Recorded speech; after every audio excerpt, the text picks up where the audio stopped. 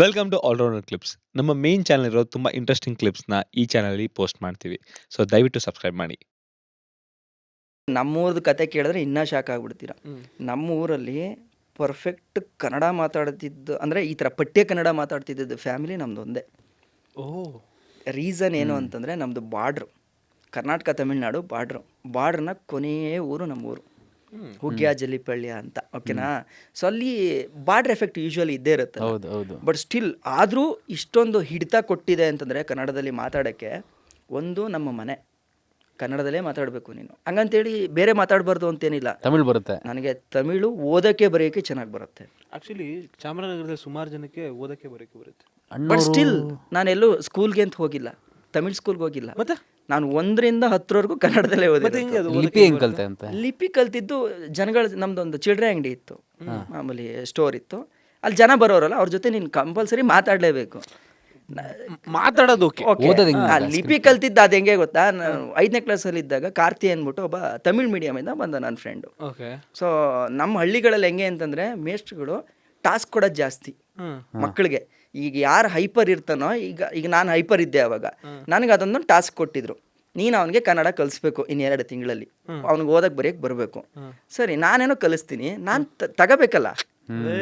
ಇದಕ್ಕೇನು ಮಾಡಿದ್ದು ನಾವು ಐಡಿಯಾ, 2 ಪೇಪರಲ್ಲಿ, ದೊಡ್ಡ ಪೇಪರಲ್ಲಿ ನಾನು ಅ ಇನ ಕನ್ನಡದಲ್ಲಿ 2 ಸಲ ಬರೆದೆ, ಕಕ್ಕ ಕಿಕ್ಕಿನ 2 ಸಲ ಬರೆದೆ, ಫುಲ್ಲು ಲಾ ಲಂ ಲಹಾವರೆಗೂ, ಇಲ್ಲಿ ಆ ಇಂದ ಲಾವರೆಗೂ 2 ಬರೆದೆ. ಅವನು ಅದೇ ಥರ ಅವ್ನಿಗೆ ಹೇಳಿದೆ, ಗಟ್ಟಿ ರಟ್ ಮಾಡ್ಕೊಂಡ್ವಿ ಅದನ್ನು, ಯಾಕಂದ್ರೆ ತುಂಬ ದಿನ ಬೇಕಲ್ಲ ಕಲಿಯೋಕ್ಕೆ.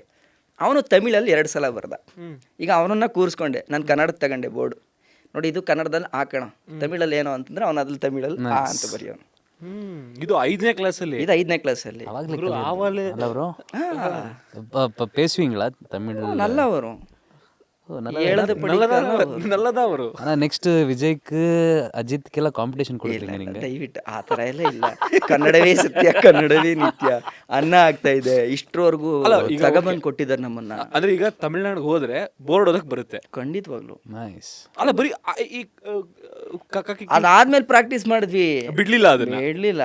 ಎಲ್ಲಿ ಬೋರ್ಡ್ ನೋಡ, ನಮ್ಗೆ ಅದೇ ಒಂದು. ನಮಗೂ ತೆಲುಗು ಓದಕ್ ಬರುತ್ತಲ್ಲ ಬ್ರೋ, ಸ್ವಲ್ಪ ಲೈಟ್ ಆಗಿ. ತೆಲುಗು ಸಿಮಿಲರ್ ಇದೆ ಲಿಪಿ. ಅದೇ ಎಲ್ಲಾನು ಬರಲ್ಲ. ಅಲ್ಲ, ತಮಿಳ್ ಬರಲ್ಲ ಬಿಡಿ. ತಮಿಳಲ್ಲ, ತೆಲುಗುಲು ಕೆಲವೊಂದು ಅಕ್ಷರಗಳು ಕರೆಕ್ಟ್ ಕಾ ಅನ್ಕೊಂತೀವಿ, ಅದೇನೋ ಬೇರೆ ಇರುತ್ತೆ. So there is a difference. ಮೊನ್ನೆ ನಾನೇನು ಇದು ಹೇಳಿದ್ರೆ ಯಾವ್ದೋ ಇಂಟರ್ವ್ಯೂ ಅಲ್ಲಿ ನೋಡಿದೆ, ಅವ್ರು ಕನ್ನಡ ಓದಕ್ ಕರೆಕ್ಟ್ ಆಗಿ ಬರಲ್ಲ ಅವ್ರಿಗೆ. ಅದು ಗೊತ್ತಾಗುತ್ತೆ ಸಿಮಿಲರ್ ಅಂತ, but is not able to difference. ಕೆಲವೊಂದು ವರ್ಡ್ ಸಿಮಿಲರ್ ಇದೆ, ಅದು ಓದ್ಬೋದು.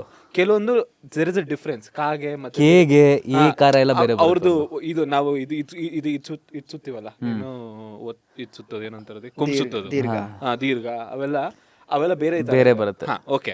ಸೊ ಈಗ ತಮಿಳ್ ಬರುತ್ತೆ ಫುಲ್ ಓದಕ್ಕೆ, ಇದಕ್ಕೆ ಬರುತ್ತೆ. ಕನ್ನಡ ಅದೇ ಏನು ಗೊತ್ತಾ, ಸಿಂಪಲ್ ಆಗಿ ಹೇಳೋದಾದ್ರೆ, ಈಗ ನೋಡಿ ಅಲ್ಲೇ ಹೋಗಿ ಬದುಕಬೇಕು ಅನ್ನೋದು ಏನಿಲ್ಲ. ಈಗ ಒಂದು ಪ್ರಾಣೇಶ್ ಅವರು ಕಾಮಿಡಿ ನೋಡಿದ್ದೀರಾ? ಅವರು ಒಂದು ಭಾಷಣದಲ್ಲಿ ಸಕಲಾಗಿ ಹೇಳ್ತಾರೆ ಮಾತೃಭಾಷೆ ಕಾನ್ಸೆಪ್ಟ್. ಹೆಂಗೆ ಹೇಳ್ತಾರೆ ಅಂತಂದ್ರೆ, ಅವರು ಒಂದು ಮನೆ ಇದ್ದರೆ ಅದರಲ್ಲಿ ಮನೆಯ ಮಹಾದ್ವಾರ ಕನ್ನಡವಾಗಿರಬೇಕು ಅಥವಾ ಮಾತೃಭಾಷೆ ಆಗಿರಬೇಕು. ಇದು ಕನ್ನಡದವ್ರಿಗೆ ಅಂತಲ್ಲ, ಇವನ್ ಬೇರೆ ಲ್ಯಾಂಗ್ವೇಜ್ ಅವ್ರಿಗಾದ್ರೂ ಮಾತೃಭಾಷೆ ಮನೆಯ ಮಹಾದ್ವಾರವಾಗಿರಬೇಕು. ಮಿಕ್ಕಿದ ಭಾಷೆಗಳು ಕಿಟಕಿ ಥರ ಇರಬೇಕಂತೆ. ಈ ಅವಶ್ಯಕತೆ ಬಿದ್ದಾಗ, ನನಗೇನೋ ಸೆಕೆ ಆಗ್ತಿದೆ, ಗಾಳಿ ಬೇಕು ಅಂತಂದಾಗ ಮಾತ್ರ ಅವನ್ನ ತೆಗಿಬೇಕು. ಆದರೆ ದಿನನಿತ್ಯದ ವ್ಯವಹಾರ ಅಥವಾ ನಾವು ಓಡಾಡೋದಾಗಿರ್ಬೋದು, ನಮ್ಮ ಮಹಾದ್ವಾರದಲ್ಲಿ ಹೆಂಗೆ ನಡೆಯುತ್ತಾ ಮೇನ್ ಡೋರಲ್ಲಿ, ಆ ಥರ ಕನ್ನಡದಲ್ಲೇ ಆಗಬೇಕು. ಅಂದರೆ ಇದನ್ನು ಸಿಂಪಲಾಗಿ ನಾನು ಹೇಳ್ತಿರೋದು, ಈಗ ನಾನು ತಮಿಳ್ ಕಲ್ತಿದ್ದೀನಿ ಅಂತಂದರೆ ಅದು ತಪ್ಪಲ್ಲ. ಒಂದು ಮನೆಗೆ ಹೆಂಗೆ ಮೇನ್ ಡೋರ್ ಇರುತ್ತೋ ಹಂಗೊಂದು ಕಿಟಕಿನೂ ಇರಬೇಕು, ಆಗಲೇ ಮನುಷ್ಯ ಬದುಕಕ್ಕಾಗತ್ತು. ಹಂಗೆ ನಾವು ಹೊರಗಡೆ ಎಲ್ಲರೂ ಸುತ್ತಾಡಬೇಕು ಅಂತಂದರೆ ಬೇರೆ ಭಾಷೆಗಳು ಗೊತ್ತಿರಬೇಕು. ಒಂದು ಕನ್ನಡದೊಂದಿದೆ, ನೀ ಮೆಟ್ಟುವ ನೆಲ ಅದೇ ಕರ್ನಾಟಕ, ನೀನೇರುವ ಮಲೆ ಸಹ್ಯಾದ್ರಿ. ಅದರ ಅರ್ಥ ಎಷ್ಟು ಚೆನ್ನಾಗಿದೆ ಅಂತಂದರೆ, ನಮ್ಮ ಕನ್ನಡದವ್ರ ಗುಣನೇ ಅದು. ನನ್ನನ್ನು ನಾನು ರೆಸ್ಪೆಕ್ಟ್ ಮಾಡ್ತೀನಿ, ನನ್ನನ್ನು ನಾನು ಪ್ರೀತಿ ಮಾಡ್ತೀನಿ, ನನ್ನ ತಾಯಿನ ನಾನು ಪ್ರೀತಿ ಮಾಡ್ತೀನಿ, ಜೊತೆಗೆ ನಮ್ಮ ಪಕ್ಕದ ಮನೇಲಿರೋ ಚಿಕ್ಕಮ್ಮನನ್ನು ಗೌರವಿಸ್ತೀವಿ. ಸೊ ಈ ಭಾಷೆ ವಿಚಾರ ಅಂತ ಬಂದಾಗ ಪ್ರೀತಿ ಸಿಕ್ಕಾಪಟ್ಟೆ ನಮ್ಮಮ್ಮನ ಮೇಲೆ ಇರಬೇಕು. ಹೌದು. ಹಂಗಂತೇಳಿ ಇನ್ನೊಬ್ಬರನ್ನ ಅಗೌರವ ಮಾಡಬಾರ್ದು, ಪಕ್ಕದ ಮನೆ ಚಿಕ್ಕಮ್ಮನ್ನ ಅಗೌರವ ಮಾಡಬಾರ್ದು. ಅವರು ಗೌರವ ತೋರಿಸಿ ನಮ್ಮಮ್ಮನ್ನ ಸಿಕ್ಕಾಪಟ್ಟೆ ಪ್ರೀತಿ ಮಾಡೋದೆ ಹೌದು ಭಾಷಾ ಪ್ರೇಮ. ಅದಕ್ಕೆ ಮೋಸ್ಟ್ಲಿ ಎಲ್ಲ ಕನ್ನಡಿಗರಿಗೂ ಮಿನಿಮಮ್ ಬೆಂಗಳೂರಿಗೆ ಇರಬೇಕು. ತನ್ನ ಮಾತೃಭಾಷೆ ಬಿಟ್ಟು ಹ್ಮ್. ಮಿನಿಮಮ್ 2 ಭಾಷೆ ಗೊತ್ತಿರೋ ಒಬ್ಬ ಇಂಡಿಯನ್ ಸಿಗ್ತಾನೆ ಅಂತಂದ್ರೆ ಅದು ಕನ್ನಡಿಗ. ಅವ್ನು ಕನ್ನಡದ ಹೌದು. ಯಾರಿಗೂ ಈ ಕೆಪಾಸಿಟಿ ಇಲ್ಲ. ಅಂಡ್ ಮೋರ್ ಎವರ್ ನಮ್ಮ ಇಂಗ್ಲಿಷ್ ಪ್ರೊನೌನ್ಸಿಯೇಷನ್ ಇದೆ ಗೊತ್ತಾ, ಅದು ಇರೋದ್ರಲ್ಲೇ ನಮ್ದಲ್ಲಿ ಚಂದ ಅಂತ ನನಗೆ. ಹೌದು, ನನಗೆ ಬೇರೆ ನಮ್ದು ಆಕ್ಸೆಂಟ್ ಅಲ್ಲಿ ಮಿಕ್ಸ್ ಆಗಲ್ಲ. ತಮಿಳ್ ಮಿಕ್ಸ್ ಆಗುತ್ತೆ, ಮಲಯಾಳಂ ಅಲ್ಲಿ ಮಿಕ್ಸ್ ಆಗುತ್ತೆ. ವಾಟ್ ಇವರು ಡೂಯಿಂಗ್ ಅಂತ ಬಂದ್ಬಿಡುತ್ತೆ, ನಮ್ಗೆ ಬರಲ್ಲ ಹಂಗೆ. ಅಲ್ಲ ಯಾಕೆ ಅಂತಂದ್ರೆ ಕನ್ನಡದಲ್ಲಿ ಇದಿರುತ್ತೆ ಗೊತ್ತಾ, ಸ್ಪಷ್ಟತೆ. ನಾವು ಮಾತಾಡ್ತಿರ್ಬೇಕಾದ್ರೆ ನಮ್ದು ಎಲ್ಲಾ ಅಕ್ಷರಗಳು ಅಷ್ಟು ಚೆನ್ನಾಗಿದೆ, ಸೊ ದಟ್ ನಾವ್ ಹೆಂಗ್ ಬೇಕಾದ್ರೂ ಟರ್ನ್ ಮಾಡ್ಬೋದು. ಇನ್ನೊಂದು ನಮ್ಮ ಭಾಷೆದು ಒಂದು ಗುಣ ಏನು ಅಂತಂದ್ರೆ ಬರ್ದಂಗೆನೆ ಮಾತಾಡೋದು, ಅಕ್ಯುರೇಟ್ ಆಗಿ ಓದೋಷ್ಟು ಕೆಪಾಸಿಟಿ ಇರೋದು ಕನ್ನಡಕ್ಕೆ ಮಾತ್ರ. ಹೌದು. ತಮಿಳಲ್ಲಿ ಆ ಥರ ಇಲ್ವಾ? ಇಲ್ಲ, ತಮಿಳಲ್ಲಿ ಮಗ ನೋಡೀಗ ನಿನಗೆ ನಾನು ಕಲಿಬೇಕಾದ್ರೆ ನೋಡ್ತಿದ್ದೆ ಕ ಕ ಗ ಘ ನ್ಯ ನೋಡು, ಕ ಖ ಗ ಘ ಓದಿದೆ ಅಲ್ವಾ. ಈ ಕಕ್ಕ ಗಗ್ಗ 4 ಅಕ್ಷರಗಳಿಗೆ ಅಲ್ಲಿ ಒಂದೇ ಒಂದಿರೋದು ಕ ಅಷ್ಟೇ. ನೀನು ಅದನ್ನ ಸಾಂದರ್ಭಿಕವಾಗಿ ತಕ್ಕಂತೆ ಅದನ್ನ ನೀನು ನೋಡು. ಒಬ್ಬರಿಗೆ ಗಣೇಶ್ ಅಂತ ಕರೀತಾರೆ, ಗಣೇಶ್ ಅಂತಾನೂ ಕರೀತಾನೆ ಒಂದೊಂದ್ಸಲ. ಹೌದು, ಅರ್ಥ ಆಯ್ತಾ? ನಕಾರ ಲಕಾರ ಎಲ್ಲ ನಮ್ದೇ ಕ್ಲಿಯರ್ ಇರೋದು. ಪರ್ಫೆಕ್ಟ್. ಅಂದ್ರೆ ಲೈಫ್ ಬದುಕಬೇಕು ಅಂದ್ರೆ ಇಲ್ಲ ಗುರು, ನಾನು ಇಲ್ಲೇ ಇರ್ತೀನಿ, ಕರ್ನಾಟಕದಲ್ಲೇ ಇರ್ತೀನಿ, ನಾನು ಇಲ್ಲೇ ಇರ್ತೀನಿ, ವೆಲ್ ಅಂಡ್ ಗುಡ್, ಸರಿ ಆಯ್ತು, ಕರ್ನಾಟಕ ಸಾಕು. ಬಟ್ ಏನು ಅಂದ್ರೆ ಬೇರೆಯವ್ರು ಬಂದಾಗ ನಂಗೆ ಗೊತ್ತಿಲ್ಲ ಗುರು. ಆದ್ರೆ ಅದರಲ್ಲಿ ಇನ್ನೊಂದಿದೆ, ಫೋರ್ಸ್ ಮಾಡಬಾರ್ದು ಯಾರು. ಹೌದು, ಲ್ಯಾಂಗ್ವೇಜ್ ಇಂಪೋಸಿಷನ್ ಅಂತ ಕರಿತೀವಲ್ಲ, ಅದಾಗಬಾರ್ದು. ಹೌದು, ನೀನು ಕಲಿಲೇಬೇಕು, ನೀನು ತಗೊಳ್ಳೇಬೇಕು ಅನ್ನೋದಿದೆಯಲ್ಲ, ಅದಾಗಬಾರ್ದು. ಹೌದು. ಈಗ ನಮಗೆ ಹಿಂದಿ ಎಲ್ಲ ಮಾಡಿದ್ದೆ ಹಂಗೇನೆ, ನಮ್ಮ ಮೇಲೆ ಹೇರಿದ್ದಾರೆ. ಹೌದೌದು. ನಮ್ಗೆ ಯಾಕೆ ಬೇಕಿತ್ತು ಅವಾಗ? ನಾನು ಚಿಕ್ಕ ವಯಸ್ಸಲ್ಲಿ ಗೊತ್ತಿರಲಿಲ್ಲ, ನೀನು ಕಡ್ಡಾಯವಾಗಿ ಕಲಿಬೇಕು ಅಂತಂದ್ರೆ ಯಾಕೆ ಕಲಿಬೇಕು? ಇಷ್ಟೆಲ್ಲ ಇದೆ ಬಿಡು, ಅದು ಎಲ್ಲೆಲ್ಲೋ ಹೋಗಿ ಹೌದು. ಇಲ್ಲ, ಇದೆ, that is the fun of a podcast. ಹಿಂಗೆ ಹೋಗ್ತಾ ಇರುತ್ತೆ. ಅಲ್ಲ ಬ್ರೋ, ಲ್ಯಾಂಗ್ವೇಜ್ ಟಕ್ ಅಂತ ಹೇಳ್ಬಿಡ್ತೀನಿ. ಯಾಕೆ ಅಂತ, ಬೆಂಗಳೂರಲ್ಲಿ ನಿನಗೆ ಕೆಲಸ ಬೇಕು ಅಂದರೆ ಮೀಡಿಯಾದೇ ಮಾತಾಡ್ತೀನಿ, ಬಿಕಾಸ್ ನನಗೆ ಎಕ್ಸ್ಪೀರಿಯನ್ಸ್ ಇರೋ ಕಾರಣ. ಕನ್ನಡ ನನಗೆ ತುಂಬ ಚೆನ್ನಾಗಿ ಬರುತ್ತೆ ಮಾತಾಡೋದಕ್ಕೆ, ಬಟ್ ಇಂಗ್ಲೀಷಲ್ಲಿ ಇರೋಷ್ಟು ಅವಕಾಶಗಳು ಮೀಡಿಯಾದಲ್ಲಿ ಕನ್ನಡದಲ್ಲಿ ಬೆಂಗಳೂರಲ್ಲಿಲ್ಲ. ನಾವೇ ಯೂಟ್ಯೂಬಲ್ಲಿ ಕ್ರಿಯೇಟ್ ಆಪರ್ಚುನಿಟೀಸು. ಈಗ RJ ಅಂದ್ರೂ 2-3 ಸ್ಟೇಷನ್ ಅಷ್ಟೇ, ಮುಗೀತಲ್ಲೇ ಎಂಡು. TV ಚಾನಲ್ಸರು ಹೊಸ ಆ್ಯಂಕರ್ಗಳನ್ನ ತೊಗೊಳ್ಳೋದಿಲ್ಲ. ಅಟ್ಲೀಸ್ಟ್ ಚಾನ್ಸ್ ಕೊಟ್ಟು ನೋಡಿ ಅಂದ್ರೂ ಇಲ್ಲ. ನಾಳೆ ಯಾರಾದರೂ ನಾನು ಇಂಗ್ಲೀಷ್ ಆ್ಯಂಕರಿಂಗ್ ಮಾಡೋಕ್ಕೆ ಹೋಗ್ಬೇಕಲ್ಲಿ.